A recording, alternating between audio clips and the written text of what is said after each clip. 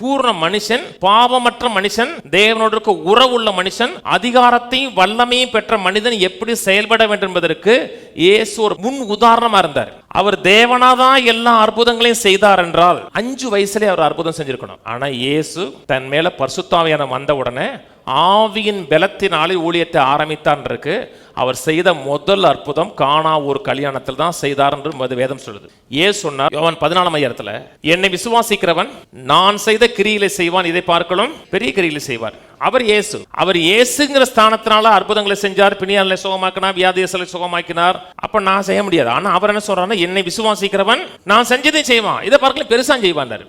ஆனால் இயேசு ஒரு மனிதனாக பரிசுத்தாவின் அபிஷேகத்தினால் அபிஷேகம் பெற்றவராய் அந்த அபிஷேகத்தை கொண்டு அவர் செய்திருக்கிறார் என்றால் எனக்கு ஹோப் இருக்கு. ஏன்னா அவர் மேல எந்த அபிஷேகம் இருக்கிறதோ அதே அபிஷேகம் என் மேல் இருக்கிறது.